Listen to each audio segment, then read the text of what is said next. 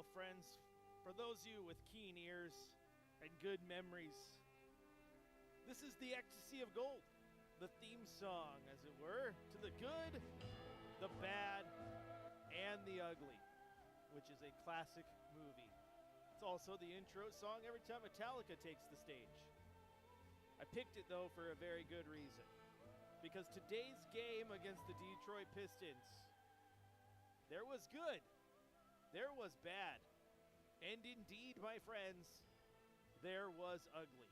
Because the Blazers got down big, they tried to claw back, but then they just could not get over the hump as they fell to the Detroit Pistons 110 to 102. Welcome into the fifth quarter. Chris Burkhardt here with you. If you'd like to join the conversation, you can do so. Just grab your phone. 503-248-0620 is the telephone number. You can also head on over to youtube.com, type in Rip City Radio, and join the chat there as well, where, you know, we do our best to have a little fun, despite the fact that all the lights in the concourse have been turned off, and usually they're on, like the Pines is on, and it completely looks like I am like in a hallway, or as someone has commented, is this the ghost of Berkman's Pass? Like, I might be 100% just like my camera is auto-focusing and it's throwing me off. It's like, I gotta stop moving. What am I doing? But yeah, we'll do our best to get through the show with you guys, because your YouTube stream can be just like the game itself was. Like I said, it could be good, it can be bad, and it can be ugly, because that's what the game was tonight. The game was all over the place, and the Blazers didn't look great through, three quarters. Then they get down big, and at that point, when it's a 21-point game, you're like, okay, well, this one's not going to last. And you know what? It ended up lasting. They clawed all the way back, and that was surprising, to say the least. I don't think anyone really expected them to do that, especially with the way the Pistons were playing. But then Cade Cunningham fouls out, and that kind of changes things for the Blazers. And again, they just kept fighting. Fight. That's what you need them to do, and that's what they did. But at the end of the day, it just all fell a little bit short as the Blazers fall to the Pistons 110 to 102. And we can talk about it here and look at the box score, see how things broke down. I mean, for large parts of the game, Denny Avdia was struggling a little bit. He had like 11 points through three quarters. He starts going up and trying to get aggressive on that end in the fourth quarter, trying to make them mount that comeback. But this was one of those games, as I said, it just didn't pan out well for the Blazers. When you look at the box score, there are some things that absolutely stand out and will surprise you. One of those being the fact that the Detroit Pistons took 101 shots. Portland took just 74. That is a massive discrepancy there. They made 11 more shots than the Trailblazers did. The offensive rebound game in favor of the Detroit Pistons, 22-9. In fact, Detroit ended up getting 19 second-chance field goals, which turned into 7 actual makes, so 19 points in total. That's a lot of second-chance field goals. And then you couple that, too, just with the free throws in this one. You cannot talk about this game without talking about how egregious and how bad the free throws were in this game. It was the Blazers game just right there, right for the taking. They had, and I kid you not, they had 43 free throw attempts. 43 free throw attempts to the 24 free throw attempts of the Detroit Pistons. That is almost 20 more free throws. They made 14 more. However, they only made 29 of those 43, good for 67.4%. That is far too many songs to try to come back from. Too many songs, excuse me. I had a Metallica question sent my way. But way too many missed free throws to try to overcome. You got to fix that. It's just terrible. It's absolutely terrible. And you look at it, and I know you guys, Denny Avdia is a good shooter. He missed 6 of them. Donovan Clingan missed 3. And, you would, again, you would wish those guys aren't missing those shots. City Sissoko was 10-13 as well. But Denny, yeah, you need more from him. Absolutely. Sam in the chat asks, love the intro song. Thank you. What song sums up the game? Trapped Under Ice. And, yeah, Trapped Under Ice is definitely a good reference for this game and how it played out for your Trailblazers tonight, because it was just they were trapped under ice. They were looking up the whole time trying to figure out what the heck was going on, and they couldn't figure out what was going on no matter how hard they tried. So yeah, I think trapped under ice is a good way of putting it. And again, it just one of those games that you look at the box score, you understand Detroit is a good team, despite the fact, as I mentioned during the pregame show, that their schedule hasn't been the hardest, but they've taken advantage of it. They've won those games. That's what you're supposed to do if you're a good basketball team, and they are a good basketball team. So you got to tip your hat there. But overall, it was just bad. I think this could be an Enter Sandman type night too, where you got to sleep with one eye open and grip your pillow tight, because man, that's not how you want to have these games happen. And these ones might keep you up at night, when free throws were definitely a difference maker in this ball game. All right, let's head out to the phone lines real quick. First off, we'll head across the river to Vancouver, where my friend Ken is waiting patiently. Ken, welcome into the fifth quarter. Hey, good evening, Chris. Can you hear me okay? Oh, I can, sir. Okay, well, I was really proud of the effort. I mean, I know that third quarter was very ugly, but, considering you're going against a real fine team in Detroit, the effort was incredible. I really enjoyed the comeback. I mean, talk about playing some badass defense. That was amazing. No, the comeback was great. Defense was there when you needed it. I liked the aggressiveness on that end from Sidy Cissoko. Denny Avdia had some good plays too. The unfortunate part, Ken, like I said, the good, the bad, and the ugly. The good is that you mounted the comeback. The bad is that you put yourself in a position to have to mount the comeback, right? No doubt about it. The free throw shooting was hideous. I want to say this. I've never seen a game where a player is so special offensively, Shaden, and he was. I mean, as far as shooting the ball, he was just incredible. I mean, he is really starting to show, wow, this could be superstar level stuff.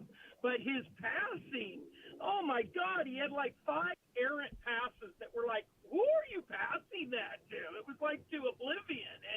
And it was like, how can you have such a good handle on the ball, and then it looks like you've got butterfingers on the pass? No, Ken, you're absolutely right. And it was just some lazy passes too that didn't necessarily need to be made. And I don't exactly know where the head was. And Coach referenced it in the post-game press conference, which we'll hear here in a little bit. But yeah, it wasn't a banner ball game for Shea when it comes to taking care of the ball. He had 8 turnovers tonight, which is not good. Yeah, but he sure is showing some great things. I mean, I'm really excited, and I want to give some props to DC. Yesterday, or the other day, I thought DC for 3 quarters was hideous. I know he had the 14 and 14, but he looked like an old man running up the court. It looked like he just looked old. He was slow. And then all of a sudden at the end of that game, he had an incredible drive to the hoop and dunk, and we were like, where was this the whole game?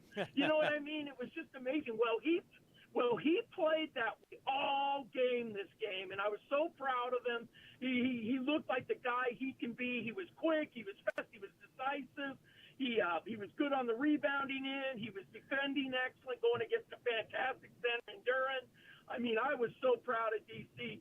It was like they gave him the shopping cut the other night, and I was like, why? He was an old man for 3 quarters, but tonight he deserved the shopping cart because he's the best all-around game for the Blazers. And I want to pump some kudos out to Sidy, who probably some of my favorite defense on an opposing team I've ever seen in that little sequence of a minute there in the fourth. Yeah, no, Ken, and thanks for the call as always. And yeah, Sidy was great. I like that one there in the fourth too, where he is on one side of the court. He runs through a couple off-ball picks. I think he was tailing Duncan Robinson, and they pass the ball to Duncan. He gets his hand on it, gets the steal. He's kind of going out of bounds, and I think he threw it to Donovan Clingan, and then they got the ball back in transition. But like he just lets out this roar. He just turns around and flexes like he was involved and just giving it all on that side, and it was definitely fun to see. Absolutely. If you want to join the conversation, 503-248-0620 is the telephone number. You can go to youtube.com, type in Rip City Radio, and try to join the chat there. And, of course, you can hit us up on the text line, 88528, where one of our texters says this team has been making me ride in a emotional roller coaster for the last 28 years of my life. I guess I enjoy the pain of being a fan. Well, my friend, that's just fandom in a nutshell. It doesn't matter what your team is. You're going to ride the roller coaster.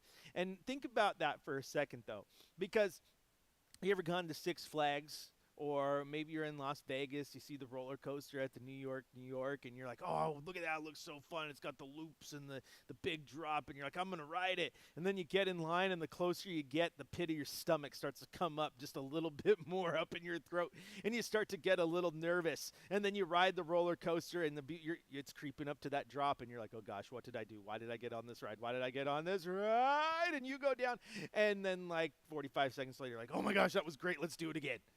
So maybe that is a very good analogy for being a sports fan and a Trailblazer fan.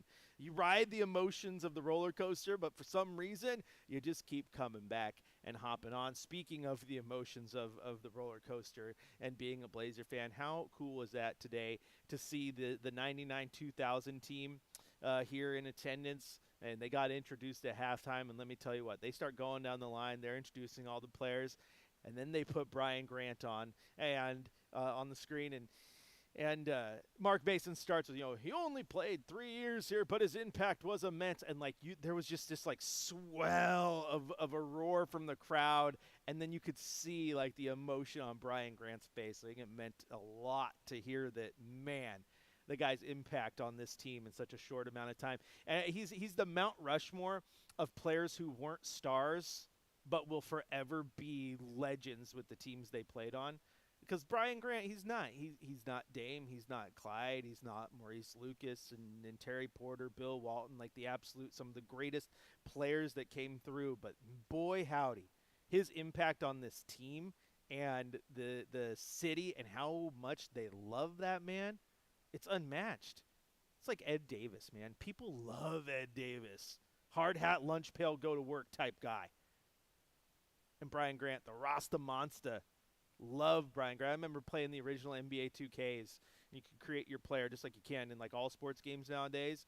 And I was always a point guard, and I gave myself the Brian Grant hair because that was one of the options for your hair. I'm like, the bald look ain't fitting my character, but I need the Brian Grant dreads.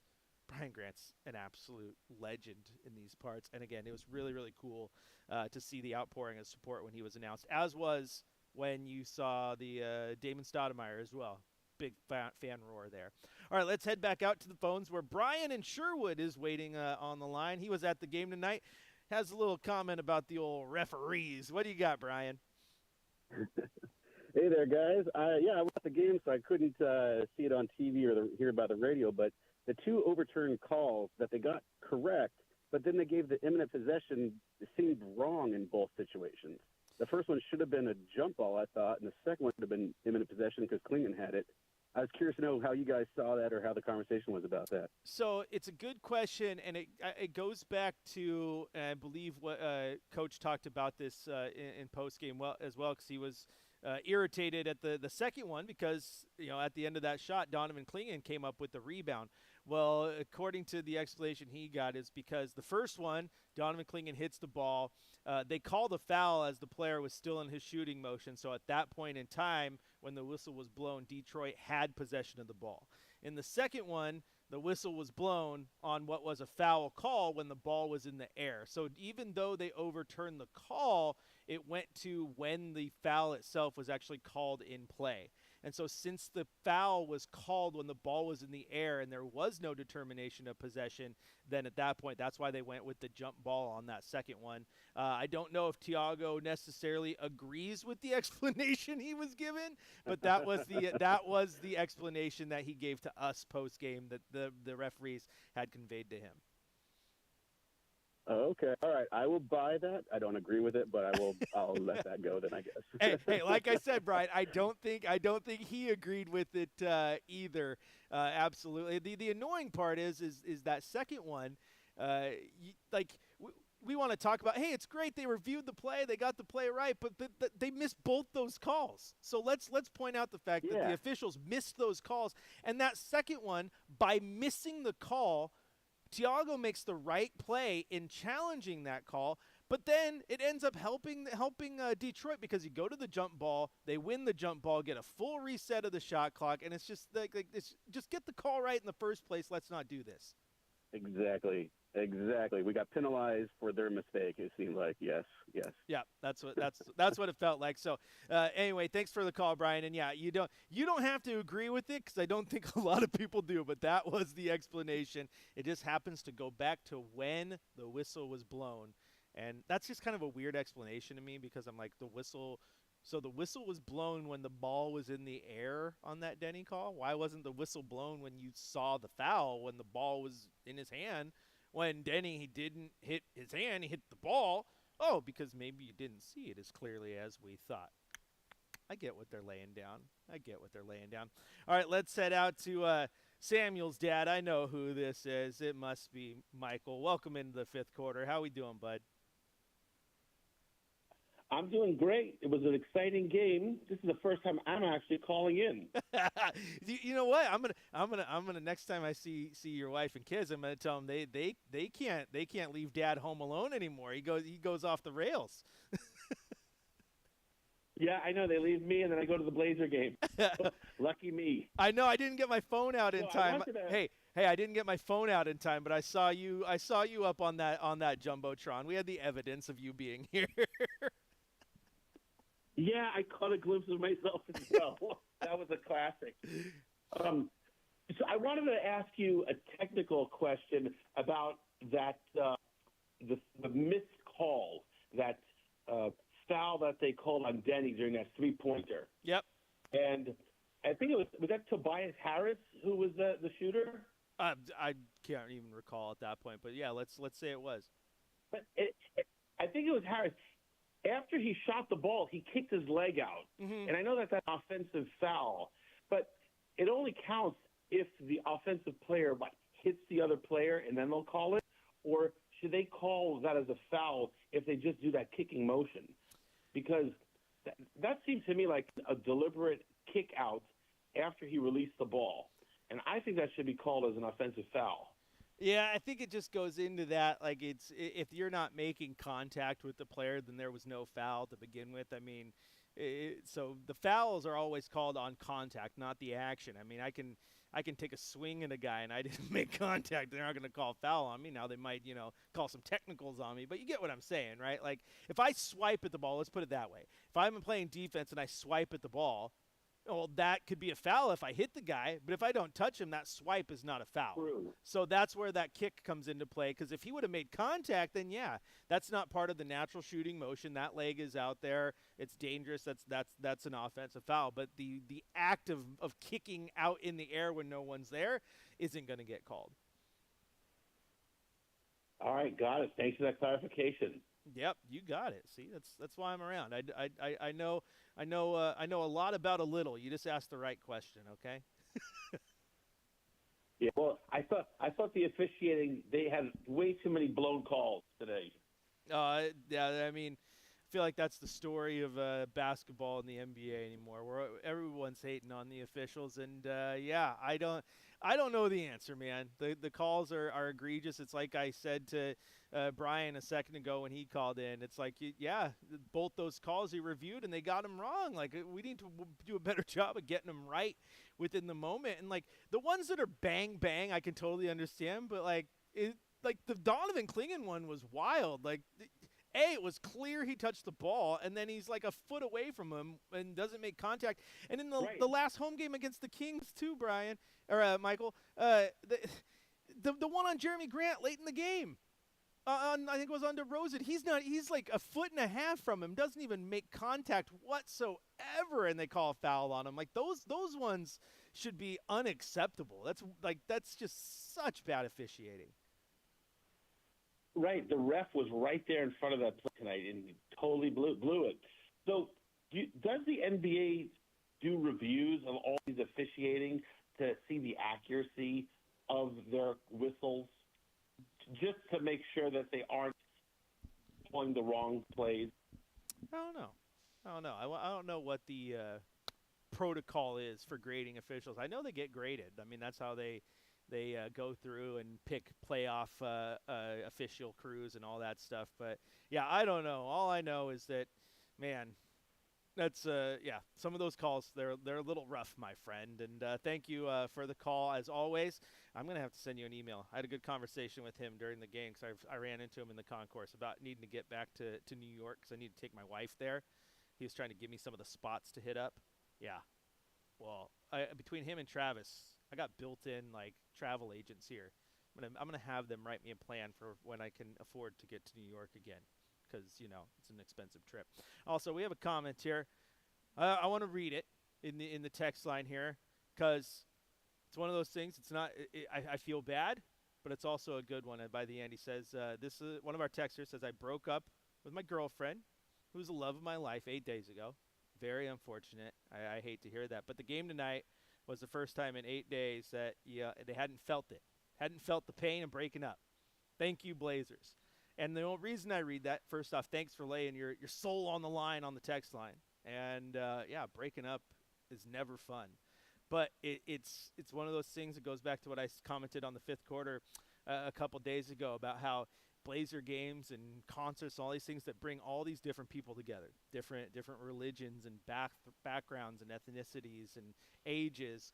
And whenever you have rough times, man, it's so refreshing knowing you can have that place that just lets your mind free for a little bit. And like for me too, like, life can be stressful. But boy, howdy, whenever I'm watching a Duck game or I'm at a Blazer game, none of the stresses of life matter. I'm just caught in the moment. So, you know what? I'm here for you. The fifth quarter family's here for you. I'm just glad that the Blazers allowed you to have a good night. Now, next time, let's hope they win and make that night even better, my friend. All right, this is the fifth quarter. I'm your host, Chris Burkhardt. We're going to take a quick break. When we come back, we're going to get our drive of the night, shot of the night. We still got Coach's Corner and a game ball to hand out as well, all here on your home of the Blazers, Rib City Radio 620.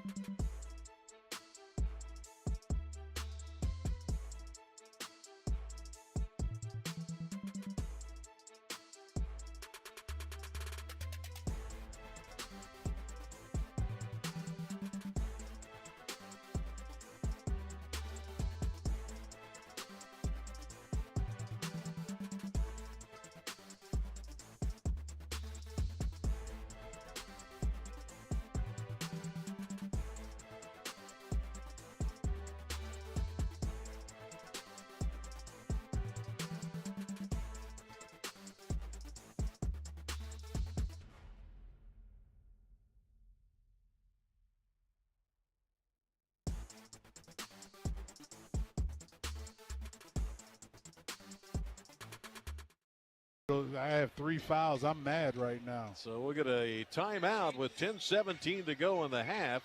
And the Pistons up 37-29 on the Pistons Radio Network. Well, after the highlight dunk by Hisar Thompson, he'll step to the free throw line. Thompson only played 3 minutes, Rick, in that first quarter thanks to fouls. That was an angry dunk. Yes, it was. That was a Grinch Stole Christmas dunk.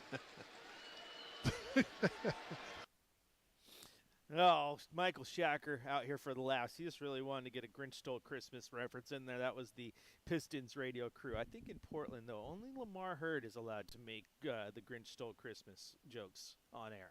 So I don't know if I approve of that, Michael Shacker. You and I might have to talk a little bit. Welcome back into the fifth quarter. Chris Burkhardt here with you, breaking down this game tonight as the Blazers battled hard. Unfortunately, did not get the job done as they fall to the Pistons tonight, 110-102. And as we were talking about during the game, I thought the Blazers did a hell of a job mounting the comeback, and that's what you like. You like a team that doesn't roll over and shows fight. I know Coach Thiago Splitter likes that. I know that locker room likes that. But this is also one of those games that you definitely have to find ways to be better down the stretch. You cannot throw games away. Now, I understand as well that you also run into the whole, they ran out of gas. It was a lot to expended energy to climb out of that hole. But at the same time, you get the lead with about 4 minutes left. You're in a great spot, and then it's lazy turnovers and missed free throws, and that's kind of what let the game get away down the stretch. I mean, at one point you let Detroit get a bucket, and then Shaedon Sharpe gets the inbounds pass and turns the ball over, and they get another bucket, and there's 4 quick points, and it's 103-100. So you got to be smart with the ball. You got to take care of it. You can't afford those turnovers. And, again, you can't afford those missed free throws. And in a game like this where Detroit wasn't shooting the ball very well from the free throw stripe either. They were 15 of 24 or 62.5%. But if you're the Blazers and you make 14 more and you take 19 more, you would hope that you can, make more impact than that. And I said 19 more. Make more impact. As in, don't leave enough points off the board that could have won you the game. And that has happened multiple times here over this stretch of games over the last few weeks. We're like, oh, the Blazers lost by 5 points. Well, they missed 7 free throws. And that's not the story of the game by itself. Like, that does not necessarily win you or lose you a ball game, but it is definitely not helping the outcome end in your favor. You need to hit those free throws. Those are clutch, especially when you're a guy like Denny Avdia. You're playing as one of the best players on this team, clearly. Probably the best player healthy on the court every single night. You need to be relied upon to make those free throws. And I know it's not a one-to-one comp. They're 2 different players, but Damian Lillard. We watched that guy shoot 90+% from the free throw line for years. And if that guy went to the line, you knew the free throw was going to be made. I mean, multiple times where it was the streaks of 20-plus free throws made in a row. Like, the guy knows what he's doing. I just need to get Denny there to be at that same level. I guess it was fitting that on a night that you had the Rip City reunion going on in the 99-2000 team that lost to the Lakers, and a lob from Kobe to Shaq that will forever be burned in the brains of Blazer fans. That the Blazers went a little Shaq on us and missed some free throws. I mean, how the heck the Lakers survived that guy shooting free throws nonstop is kind of crazy when you really think about it.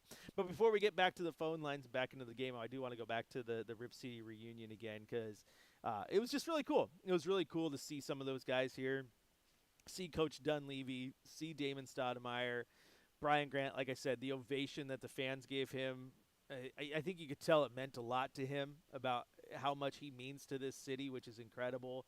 Steve Smith was here. Bonzi Wells is as well. I mean, who didn't love those guys growing up, watching them play? So really cool to see them here. And I know Damon Stoudemire is one of my favorite players of all time. My favorite player on the Blazers of all time, probably my favorite basketball player of all time, is Rasheed Wallace. I loved Rasheed Wallace. And Damon Stoudemire was probably a close second because growing up in the city of Portland, watching a guy come up from Portland And then star for the Trailblazers was awesome. I remember going to a playoff game in high school when I was a freshman. I believe was watching the varsity football team play at Wilson High School. I'm like, oh man, this is where Damon Stoudemire went to school. And then you see him take off. I thought Mighty Mouse was the coolest nickname ever. And then I'm like, yeah, he's 5'10", and I'm 5'0" too. There's hope. There's hope because my height starts with a 5, and it ain't ever going to start with a 6. Short kings have hope too. Thanks, Mighty Mouse, which is also an objectively awesome nickname for a short point guard. Oh, that lefty stroke. It was just, I mean, Greg Anthony, like that guy was here too. That guy was awesome. Like those are the things that are cool. Those are the things that are cool. And I like that, like, we see all the time. We see all the time these teams who bring back their championship squads. We've seen the 77 team come back, and that's great too. That's history. But the fact that you brought in a team tonight that didn't go to the finals. They lost in the Western Conference Finals. But they still had an impact on the city. I think that's cool. And I kind of think more teams should do that. You know, bring those teams back that just really you loved. Like one day, bring back the 2014 Blazers. Like, why? Oh, they didn't go to the Western Conference Finals. They weren't playing for a championship. Yeah, but just I want a chance to see Wes Matthews and Nick Batum and LaMarcus Aldridge and Robin Lopez on the floor and, like, just give them their flowers. You know what I mean? Because you don't have to win a championship to have an impact on a city or an impact on a team or an impact on the young player who is, you know, just down the way. You know, about 30 yards to my left is the kiosk up here in the 300 level where you can get the plaque or the placard, the piece of paper actually that says "My First Blazer Game." Now, you get to your first Blazer game, it ain't going to matter what championships they won or how good or bad that team was, but boy, you're going to remember. You're going to remember getting to your first Blazer game. And that's where those fans are made and those teams have impact. So I think it's cool to bring that team back tonight. I want to see it more. I want to see some more of the historic teams. Because, again, you don't have to be a championship team to have an impact on the city and an impact on the fan base, man. So it's cool to see them get their recognition, and I guess extra cool because I'm a Mighty Mouse fan. Who didn't like love Mike Dunleavy? Steve Smith's stroke was awesome. I'll reminisce, and then thanks once again, Kobe and Shaq for ruining it. What's the worst as a Blazer fan? Is it Kobe's lob to Shaq, or is it the Memorial Day miracle? Right? Is it Sean Elliott tiptoeing the line with the outstretched arm of Rasheed Wallace in the corner? I don't know if one is better or worse. I think they both hurt equally. All right, if you want to join the conversation, 503-248-0620 is the telephone number. You can also hit us up on the text line, 88528. Right now we'll head out to the phone lines where our friend Tall Tim has been waiting patiently. Welcome into the fifth quarter, Tim. Well, of course, I've been lucky enough because my dad was a jock. He went to University of Oregon on a baseball scholarship way back in the day. He went to Grant High School.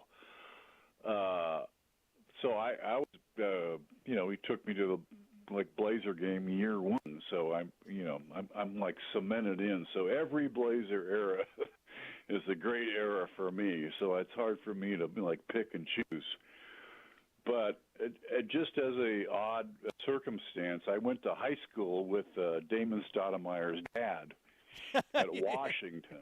I'm just laughing because before you finish your story, I went to school with one of his cousins, another of the very large Stoudemire family. So 6 degrees of separation. Yeah. You and I are basically family now. There we go. And before that, before I got there, I think the year before I got there, Willie and Charlie Stoudemire were the standouts as far as high school basketball. Damon's dad was good, but I think the two older brothers were, the legends. But anyway, and then Washington now is, of course, Revolution Hall. It's a music venue. And, 14th and Stark. So it just that era, I think I would summarize it as there was a lot of talent on that team, but there wasn't a star because Rasheed Wallace always wanted to be like the perfect guy to like the Scottie Pippen or something. Like he needed like the star because he never wanted to be the guy that was like the guy, right? And I think that's why the town was like polarized on the guy. And I'm not a big uniform collector, but I think the only Blazer uniform I still have is a Rasheed Wallace because I just like the guy. I mean, he was so talented and kind of misunderstood, which a lot of us are. He was also Tim. He was, in my opinion, ahead of his time because he was kind of a stretch the floor, shoot that three big man before that exploded, right? So if you took like Rasheed Wallace, prime Rasheed in today's NBA, he would be massively talented.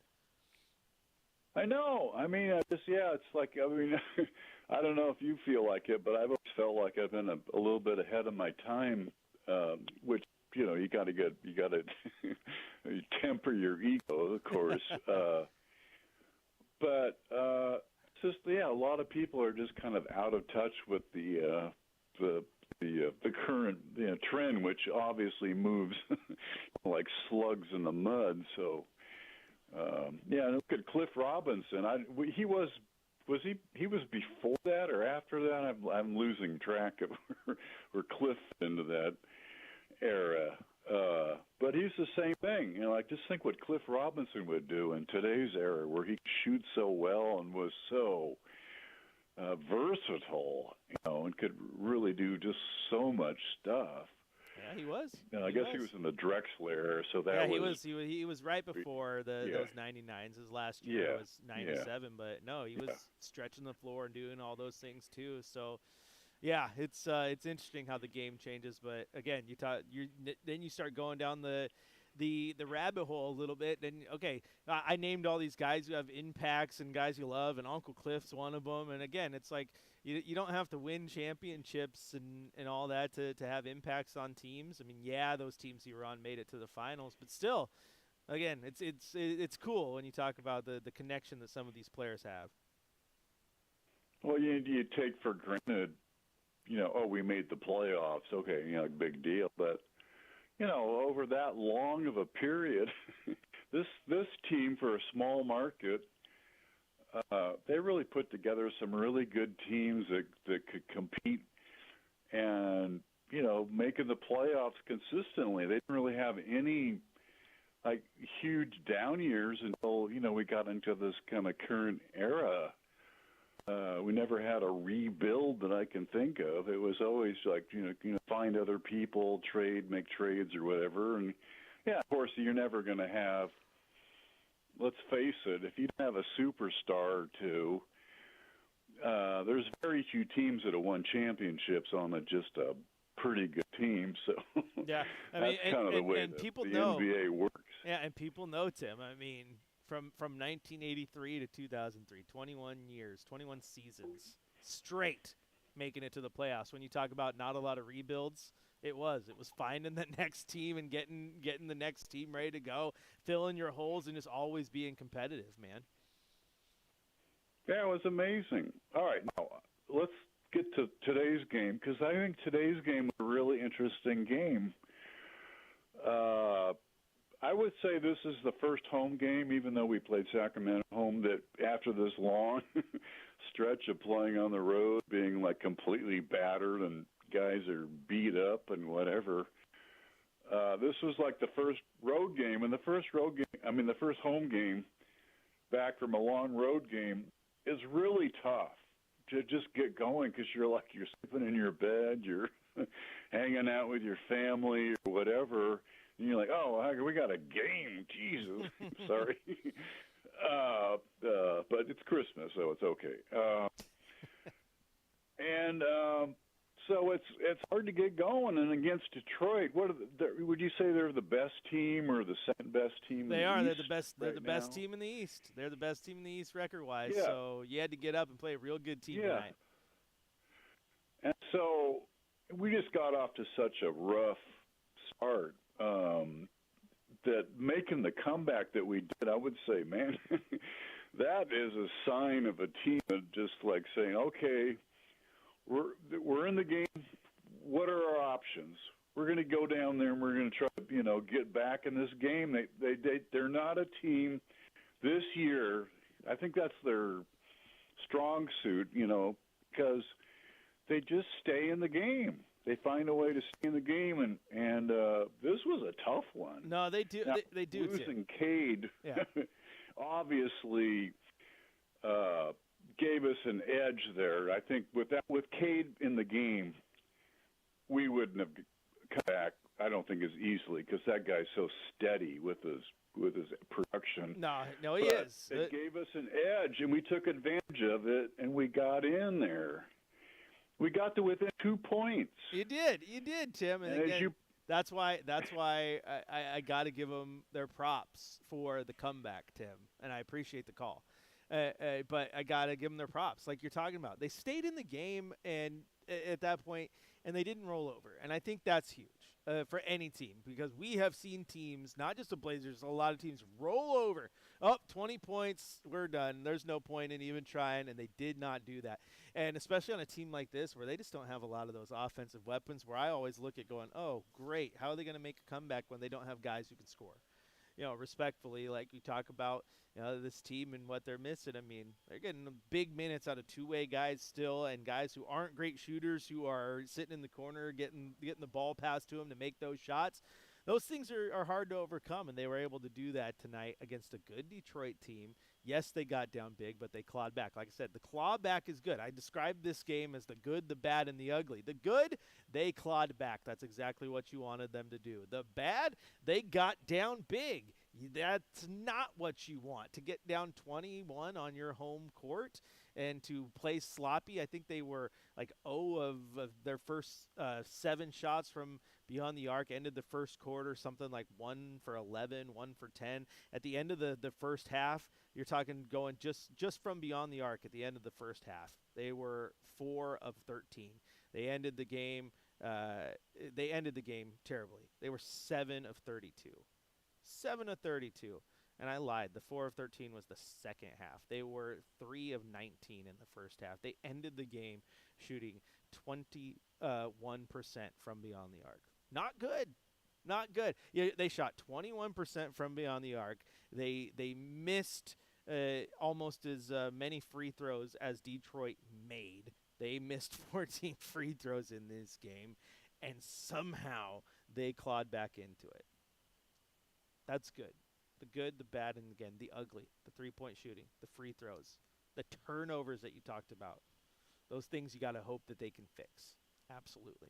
All right, this is the 5th quarter. We're going to take a quick break. When we come back, we're going to head to the coach's corner, hear what head coach Tiago Splitter had to say after the game, hand out a game ball, and get out of here because we get to do it again tomorrow. But before we do, it's time for your shot of the night.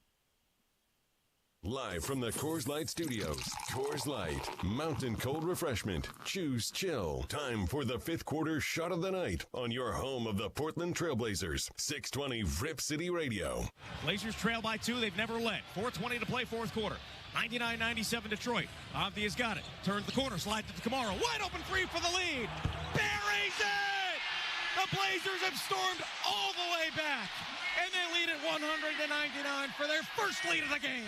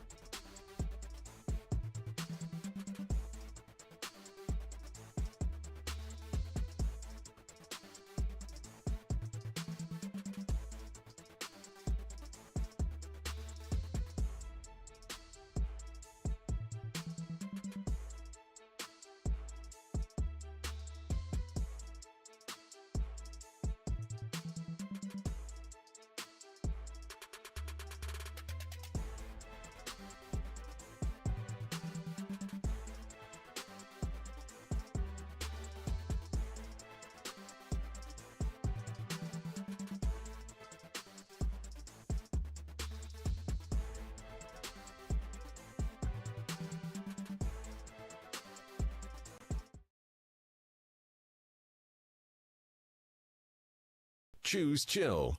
Welcome back into the fifth quarter. Chris Burkhardt here with you. Time now to head to the coach's corner. Let's hear what Coach Tiago Splitter had to say following this loss to the Pistons. Feel the cut back, sleep well, eat well, all those good things, drink water. We got another one tomorrow. I'm proud of their effort, but, it's kind of like a quick turnaround. So. Did you get an explanation on the imminent possession, like why you guys didn't get the ball like a minute 15 left? No, I didn't get by the referees, but one of my assistants told me that the ball is on the air when the foul is called. So that's when they look at the ball. So that was the explanation. Thanks. What was your interpretation of that call? I mean, I thought, DC got a rebound, it's our ball. I mean, that's what I thought. And, it happened before, and sometimes because it was a long shot, so the ball has more time in the air. Sometimes it's a shot in the rim, and someone grabs a rebound, they got the possession of the ball. So it's kind of like an interpretation there. Mark, the referee, told me they talked back and forward with the league in Secaucus, so that was the right call, he said. So I just didn't have a response why. So one of my assistants told me that. What was the catalyst behind your guys' rally? What kind of changed between you guys there? Just find a group there, energy. I keep saying that we always have a chance. And then, of course, Cunningham got 6 fouls, and we kind of like in a momentum. And we worked pretty hard on defense to get to that spot. But, it was 3 offense rebounds, a couple turnovers, and that's the game, basically. Again, those little details, right, like at the end, can kill the game. Why do you think it is that the free throws keep being such an issue for you guys in some of these close games? 14 of them tonight, and it wasn't one guy, it was a bunch of different guys missing. I mean, Danny is a, good shooter. He missed 6. That's pretty much it. I think DC is an okay shooter, missed 3, so I'm not going to go crazy with that. Yes, we practice free throws every day. It's not like if we practice now every day, that's not the case.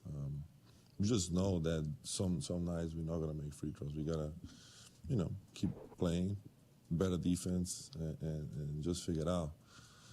But something that you don't work from, in a short range of time. That's a career thing. You need to work on those shots. What do you think of Shaden's night? I think he was good, up and down a little bit. Maybe we could have him the ball. He got like a couple turnovers that just not ready. But, he whenever he's going downhill, he's making shots. He's very important for us. 1 for 21, 1 for 6 for 3, but he's been hot lately, so it's not like I can blame him for anything. He was trying. It's just the turnovers, the 8 turnovers that he's going to be more focused and more ready. He started the third quarter with 2, just non-forced turnovers. We're going to watch it, talk to him, and again, he got to grow. Who is the MVP tonight for the Trailblazers? It's time for Game Balls on Fifth Quarter, live from the Coors Light Studios. Coors Light, choose chill. All right, time now to hand out a game ball, and if you're asking me, I got to give the game ball tonight to Donovan Clingan. I thought he was spectacular. 17 points, 10 rebounds. Yes, he did go 3 of 6 from the free throw line on a night when we would have liked him to, make some more free throw shots because everyone was kind of struggling a little bit there, but he had big rebounds. He had big block shots. Again, the 17 points was big. And I know he's not going to light the scoreboard up every night, but if you can get me 17 and 10, I'm going to be happy with it. Denny was slow to start. Shaden, it took him a while to get going, and the turnovers just that really hurt the Blazers tonight. But, yeah, I thought Donovan Clingan was absolutely incredible. And shout out to friend of the show, Bobby over here, who's texted me, not on the text line, on my personal line, because he likes to blow up all the devices at once. But he was talking about how his first Blazer game was back in '98 against the Clippers, which is funny because my first game, even though I grew up here, I didn't even go to a game until I was in high school because I was always so busy or crazy stuff going on. Watched them all on TV though, but my first game was against the Clippers too, because I remember young surfer Chris Kaman when he still had the long blonde hair, not when he got to Portland and he had more hair on his chin than he did the top of his head. I still remember surfer Chris Kaman. But then shout out to Bobby though, because the names he pulled out. If you are a basketball junkie, you will get these. If not, you'll be like, who is he talking about? But he pulled out a Michael Olowokandi and Eric Piatkowski. Those are two names, let me tell you what, from back in the day, from those Clippers teams. Olowokandi, you remember him with old Wally Zerbiak and Kevin Garnett and the Timberwolves teams back in the day as well. So shout out to Bobby for that text, because I did not think that in the year of our Lord 2025 we would get an Eric Piatkowski reference on the fifth quarter. But you know what? You can be surprised every now and then. All right, that's going to do it for the fifth quarter tonight. Blazers battle late, come back, but it was just too little too late as they fall to the Pistons 110-102. On the bright side, they get a chance to do it again tomorrow as the Orlando Magic come to town. Orlando will also be on the second night of a back-to-back. They lost to the Warriors tonight down in Golden State 120-97. They're probably landing in Portland as we speak, and they'll play the Blazers tomorrow. The interesting part about tomorrow's game will be no Robert Williams likely, as he hasn't been playing the either the first or the second game of back-to-back. So if we might see Young Hansen, we will keep you posted there. See if Jeremy Grant is a go. Of course, keep it tuned in to Blazers Game Day. We'll get you updated. Speaking of which, the game tomorrow tips off at 7 o'clock, which means I will have Blazers Game Day for you starting at 5. Thank you, everybody, for tuning in, for calling, for joining the chat, and all that. Rest easy. We'll talk to you tomorrow.